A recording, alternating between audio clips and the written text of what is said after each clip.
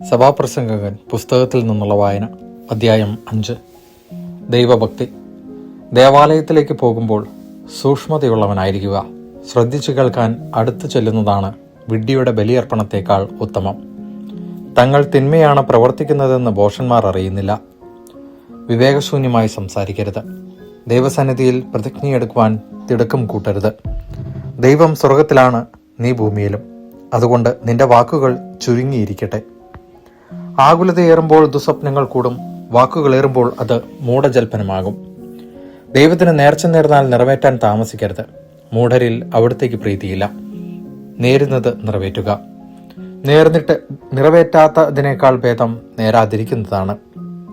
നിന്റെ അധരങ്ങൾ നിന്നെ പാപത്തിലേക്ക് നയിക്കാതിരിക്കട്ടെ. തെറ്റുപറ്റിയതാണെന്ന് ദൂതനോട് പറയാൻ ഇടവരുത്തരുത്.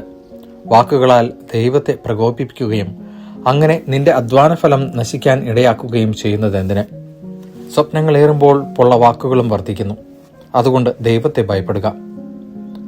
ദാരിദ്ര്യവും സമ്പത്തും. ഒരു ദേശത്ത് ദരിദ്രൻ മർദ്ദിക്കപ്പെടുകയും നീതിയും ന്യായവും നിഷ്കരണം നിഷേധിക്കപ്പെടുകയും ചെയ്യുമ്പോൾ നീ വിസ്മയിക്കരുത്. മേലധികാരിയെ അവന് മുകളിലുള്ളവനും അവനെ അവനും മുകളിലുള്ളവനും നിരീക്ഷിക്കുന്നുണ്ട്. ഭൂമിയുടെ വിളവ് എല്ലാവർക്കും ഉള്ളതാണ്. രാജാവിനും വിളവിൽ ആശ്രയിക്കാതെ വയ്യ. ദ്രവ്യാഗ്രഹിക്ക് ദ്രവ്യം കൊണ്ട് തൃപ്തി വരികയില്ല. ധനം മോഹിക്കുന്നവൻ ധനം കൊണ്ട് തൃപ്തിയടയുകയില്ല. ഇതും മിഥ്യ തന്നെ.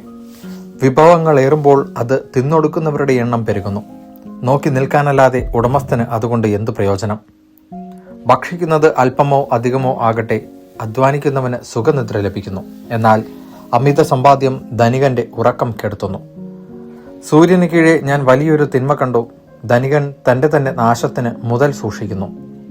ഒരു സാഹസയാനത്തിൽ അത് നഷ്ടപ്പെടുന്നു. തന്റെ പുത്രന് കൊടുക്കുവാൻ അവന്റെ കൈവശം ഒന്നുമില്ലാതായി. അമ്മയുടെ ഉദരത്തിൽ നിന്ന് പുറത്തു വന്നതുപോലെ നഗ്നനായി തന്നെ അവൻ പോകും. അവന്റെ പ്രയത്ന ഫലത്തിലൊന്നും അവൻ കൊണ്ടുപോവുകയില്ല. അതും വലിയൊരു തിന്മയാണ്. അവൻ വന്നതുപോലെ തന്നെ പോകും. വ്യർത്ഥ പ്രയത്നം കൊണ്ടും അന്ധകാരത്തിലും വിലാപത്തിലും ആകുലതയിലും രോഗത്തിലും അസംതൃപ്തിയിലും തള്ളി നീക്കിയ ജീവിതം കൊണ്ടും അവനെന്ത് പ്രയോജനം? ദൈവദത്തമായ ഈ ഹ്രസ്വജീവിതം മനുഷ്യൻ തിന്നും കുടിച്ചും അധ്വാനഫലം ആസ്വദിച്ചും കഴിക്കുന്നതാണ് ഉത്തമവും യോഗ്യവുമായി ഞാൻ കണ്ടിട്ടുള്ളത്. ഇതാണ് അവന്റെ ഗതി.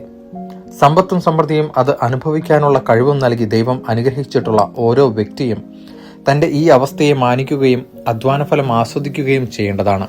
ഇത് ദൈവത്തിന്റെ ദാനമാണ്. ജീവിതത്തിന്റെ ദിനങ്ങൾ കൊഴിഞ്ഞു പോകുന്നതിനെക്കുറിച്ച് അവൻ പര്യാകുലനല്ല.